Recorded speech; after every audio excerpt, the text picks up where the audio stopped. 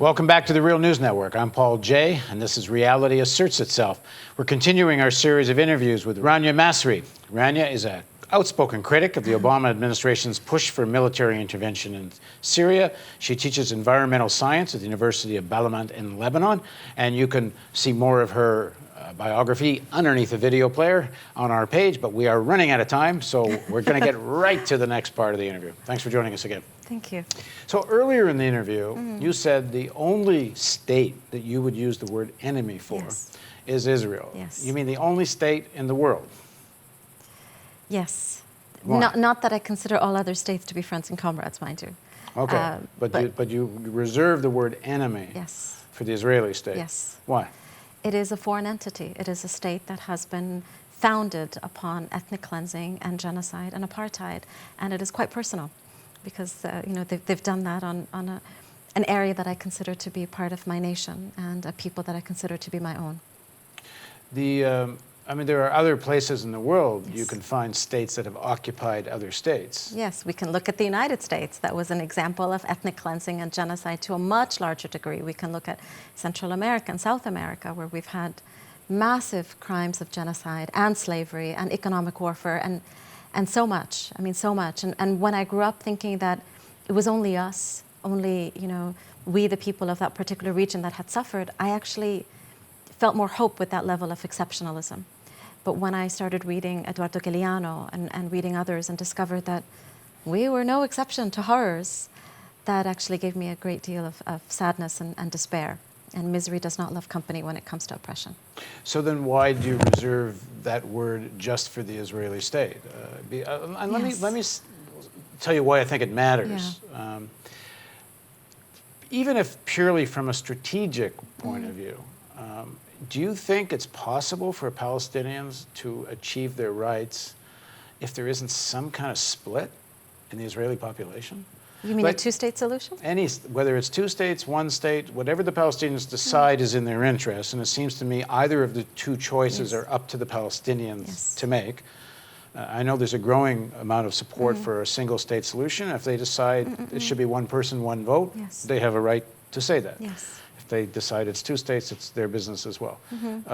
But all that being said, if the Israelis themselves feel besieged, if they feel this language that there's something more than exceptional about their occupation, then it starts to feel like there's a kind of tribal, ethnic, racial character to the critique, which plays right into the hands of Zionist propaganda. And instead of dividing the Israelis, and there's been times when there's been more of a peace movement, there are certainly always a certain number of Jewish Israeli activists that are part of the solidarity movement with Palestinians. But the more you get this kind of language, the more it consolidates this feeling that, oh, we're besieged, so we all better hang together and support this Jewish state. Yes, I hear you, and I think the Israelis have been very, very successful in building up this kind of victimized mentality. But for me, the Israeli state, so long as it is an apartheid occupying state, and I include both those terms, occupation and apartheid. So neither one in and of itself needs to go, both of them need to go, then it will remain an enemy state. Now, that does not mean that we cannot make peace with Israelis. Well, just to be clear what I'm saying, I'm not saying Palestinians shouldn't have every right to call this an enemy state. I'm only saying when you say it's the only enemy state on the planet, that's a different issue. For example, there wouldn't be an Israeli state if there wasn't an American state there to make sure it was there. Very much so, very much so. And I'm very well aware of the numerous crimes of colonial powers, be they the Americans, the British, the Dutch, the French, the Italians. I mean, very well aware of them. But none of what Israel does is outside the American umbrella. True, and none of what they have done have been exceptional in human history. It's been quite old, and none of it has been exceptional. But it's personal. It's deeply, deeply personal. And so that's why there's that term that I reserve, which is the apartheid state of Israel remains an enemy state, just because it's as closest thing to a personal struggle politically that we continue to face as a people. Now, I believe very strongly that the only solution left is a one-state solution where Jewish, Muslim, and Christian live side by side, where religion goes back to its place as being in the private sector and not being in the institutional sector. Palestinians and Israelis live side by side. There is space enough space enough within the current state of Israel to actually house Palestinian refugees who have been expelled from their homes, as Salman Abu Sitta, an expert on refugees, has shown. And I believe over time that the Israelis will recognize what the white South Africans have recognized, that the only path to true peace is one of a full democracy and not a racist-based kind of state. Very much so, I believe in that. I don't subscribe to the idea that we should expel all Israelis into the sea or expel the Zionists into the sea. No, I don't believe that ethically, I don't believe that strategically.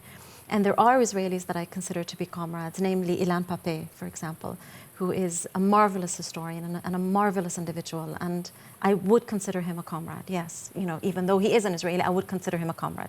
As well as there are numerous Palestinians, Lebanese, Syrians, Iraqis, I could go on and on and on, that I consider them to be strict opposition, both in terms of their political and their economic platforms. I was in Ramallah in the West Bank a couple of years ago, and almost everyone I talked to in the occupied territories, Yes. and pretty well everyone I talked to in Israel as well, all thought the two-state solution was never going to happen. Exactly. Most people on the Palestinian side, most people don't want it. They realize if there's going to be a second state, it's going to be a Bantustan thing with no real powers and kind of just be under a different, sort of a neo-colonial kind of occupation instead of direct. But where is that voice? We don't hear a very loud, organized voice for a one person, one vote, single state kind of solution. I think it's been increasing. I mean, that concept first arose in the 70s, actually.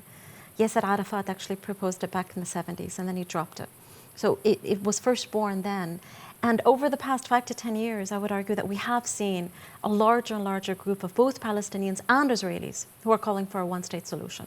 And I think if we give it enough time, we will see it grow, because it is the only option. We have 1.5 million Palestinians within the state of Israel with Israeli citizenship who are going nowhere. And they will continue to have children, and their demographics will continue. Well, maybe they're going nowhere.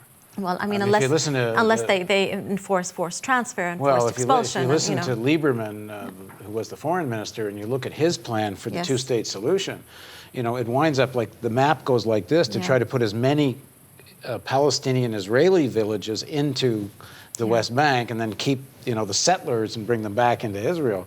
So the idea of a kind of ethnic cleansing isn't out of the question. No, it's not, and it's been ongoing. It's been ongoing. If we look at the Palestinian Bedouins within the state of Israel and the forced expulsions and the ethnic cleansing that they continue to endure. The ethnic cleansing against Palestinians did not stop in 47, 48. It has been ongoing, and in many senses, we do see that kind of occupation extend itself beyond the so-called occupied territories into the state of Israel. So yes, that it has been ongoing. But let me get back to my first point then, and it's not about arguing semantics, because I don't. If you want to call it the only enemy state or not, I don't care really. But it's more a kind of a bigger strategic problem. And this goes back to some of the terrorist attacks that took place, like blowing up cafes in Israel. And I think most Palestinians, and certainly Palestinians I've talked to there and here, think of that as having been a very counterproductive strategy, because those, if nothing else, forget moral and ethical considerations. It helped to consolidate a very right-wing position in Israel.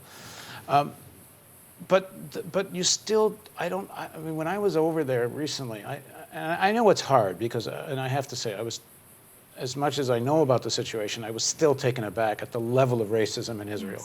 How easily people will say the most overtly anti-Palestinian racist things that almost nowhere else in the world could people talk about another people that way so openly and get away with it. But that being said, for the interests of the Palestinians, doesn't there have to be more of a discourse directed at Israelis that we don't want to throw you in the sea? You are not, the enemy. Nobody's been claiming that they want to throw Israelis into the sea. And actually, forget that particular phrase, but and listen, it's very hard. When you're an occupied people and you have suffered war crimes, it's hard not to talk with tremendous anger. I understand that. But even at the level of organized Palestinian politics, there just doesn't seem to be that attempt to kind of win over at least some section of the Israelis. Well, I would argue that the first priority for organized Palestinian politics is to truly represent Palestinian aspirations. And when we look at Palestinian politics, be it the Palestinian Authority, Hamas, the whole range of them, they have failed in representing Palestinians, be they Palestinians within the State of Israel, be they Palestinians under occupation, or be they the millions of Palestinians in the diaspora. So our first obligation is to Palestinians themselves and to trying to get accurate. I'm with not you, arguing it from any other point. But in terms of first, we build that Palestinian representation. Okay, so where is that? Because in terms of organized Palestinian politics, the sort of, whether it's Fatah or whether it's Hamas, most of the Palestinians are very cynical about all of them, more or less the way Americans are pretty cynical about most of their own politicians. There's been a growing civil rights movement. There's been a growing kind of peaceful protest movement demanding rights. Where is that at? It's hard to feel hopeful, I have to be honest. I mean, we're right now commemorating 20 years of Oslo. And in 20 years of Oslo, we have seen increased settlements, increased ethnic cleansing, increased detentions, increased imprisonment, increased killings, and an increased Palestinian police force protecting Israelis from Palestinians, which, of course, was not the objective of Oslo. So we have gone back a great deal in the past 20 years. The struggle is very, very difficult, and it is hard to find hope. The only aspect of hope that I find is the fact that Palestinians are still surviving, and their survival becomes the greatest form of resistance that they can do. And then we'll take it forward. Now, I don't think there's any question in the story of Israel-Palestine, the villain in the piece is the Israeli state and Zionism. But how do you assess the role of the Arab regimes who love this as an issue? Like take Lebanon as an example. I mean, the situation of Palestinians in Lebanese refugee camps is terrible. Well, I mean, the kindest word I can say about Arab regimes is they have been stupid, criminal, more accurately, treasonous. And the Palestinians have suffered not only at the hands of Israelis and at the hands of all those who have supported the Israelis directly, but also at the hands of Arab regimes, be they in their failure to stand with Palestinians in solidarity, not in charity, but in recognized solidarity, or be there in their direct complicity with Israeli war crimes. So yes, Arab regimes are guilty, most definitely. And the Lebanese government is no exception. And has the Arab Spring, the uprisings in the various countries and all that, has it changed the Israeli-Palestinian dynamic at all? Not outside, no. I would argue no.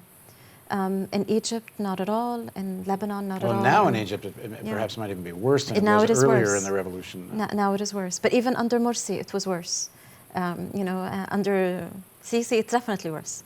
But apparently they're closing down the whole tunnel system into Gaza. The siege of Gaza is going to be much worse now. Mubarak began it, Morsi continued it, and Sisi is exemplifying it. They're really, it hasn't been a new policy. It's just been a building of the previous policy rather than even a pause or a step back.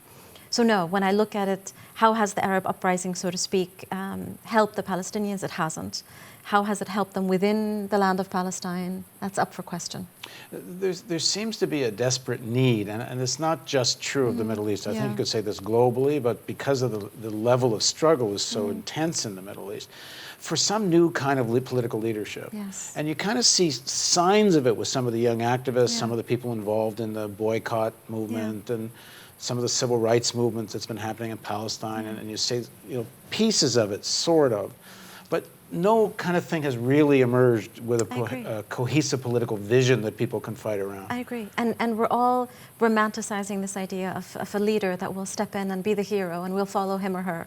And I don't think that's going to happen. And I think we need to start examining ourselves and need to be looking at how each of us individually can be building solidarity within his or her own community and then be expanding that forward rather than be waiting to be passive followers of a hero. But how will this... I mean, there is a need for this political leadership. I think everybody recognizes it. I wasn't thinking great leader, but there needs something. I mean, well, the ideology we have, I mean, we believe in a one-state solution. At least, I believe in a one-state solution supported by numerous other Palestinians and others. So we know where we want to go. We know we want to see an end to apartheid. We know we want to see an end to occupation. We know, at least a lot of us recognize, the economic oppression. So it's not simply the aspect of we want to remove the Israelis and replace them with, a Palestinian feudal lord. We want to see liberation in all its many forms, economic and political and military. We have the vision.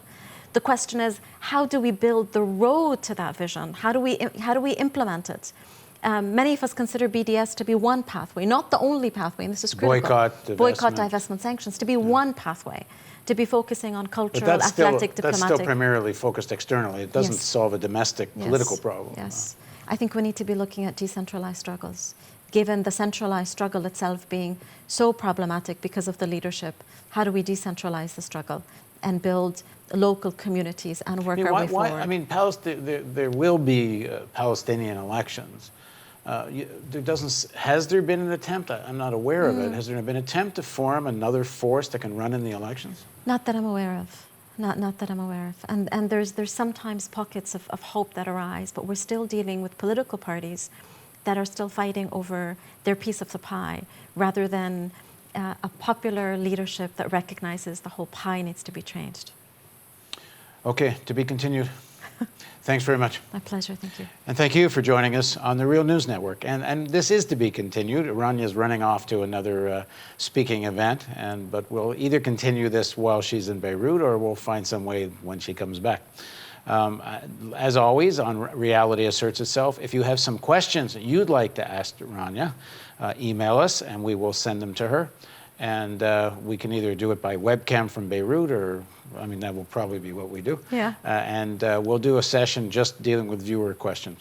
So thanks again. Thank you again. And thank you again for joining us on Reality Asserts Itself on The Real News.